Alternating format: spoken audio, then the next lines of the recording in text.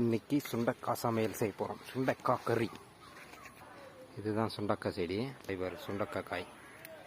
இதை தான்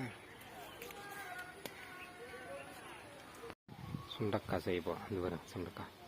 இதை தான் பெரிய க்ளீன் பண்ணி எடுத்துக்கணும்.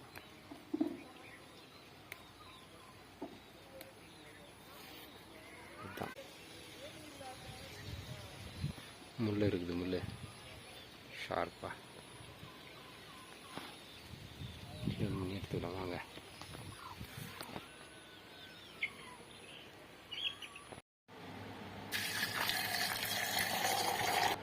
நல்லா க்ளீன் பண்ணலாம்.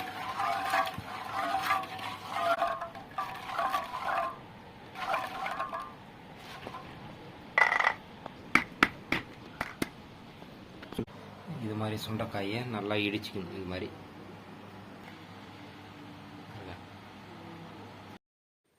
நசுக்கி வச்சுக்கணும். சுண்டக்காய், எண்ணெய், கடுகு, புளி ஊற வச்சுக்கணும். இது மிக்சியில் போட்டுக்கணும். பச்சை மிளகாய், பூண்டு, தக்காளி, சால்ட்டு, மிளகா பொடி, மஞ்சள் பொடி.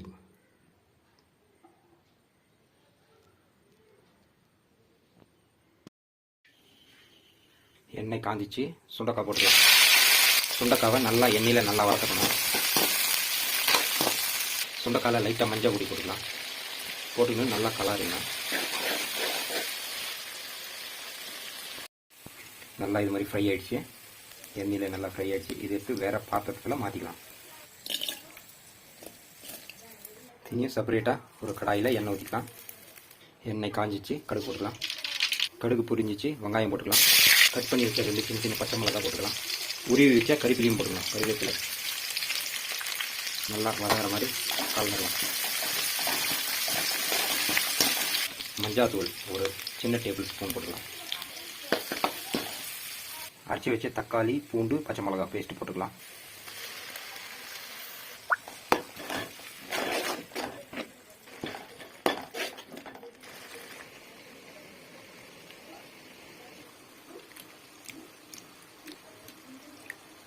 இது புளி நல்லா கரைச்சிக்கணும். எண்ணெயில் வறுத்த சுண்டைக்காயை எடுத்து கொட்டிக்கலாம். இதிலே நல்லா மிக்ஸ் பண்ணணும். இதில் கொஞ்சம் வறுக்கலாம். அப்புறமா உப்பு, காரம் எல்லாம் போட்டு தண்ணி ஊற்றி கொதிக்க வைக்கணும்.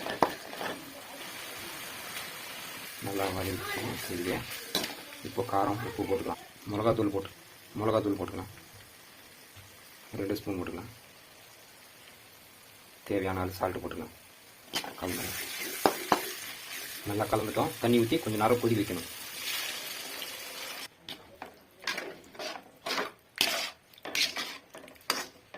சுண்டக்காய் குழம்பு ரெடி.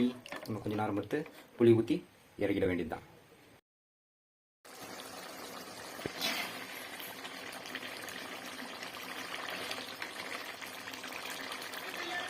கரைச்சி வச்ச புளியை ஊற்றிக்கலாம். ஊற்றிட்டோம். நல்லா கலந்துடலாம். கலந்து இது மாதிரி கொஞ்சம் நேரம் கொதிக்க வைக்கணும். ரெடி ஆயிடுச்சு. சுண்டக்காய் கறி, சுண்டக்காய் குழம்பு நல்லா ரெடி ஆயிடுச்சு. இல்லை சூடு ரைஸில் போட்டு சாப்பிடலாம்.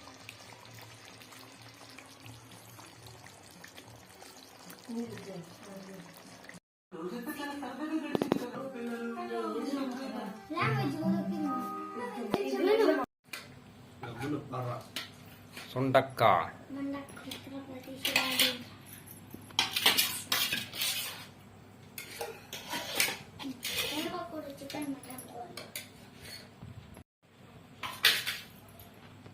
Yeah.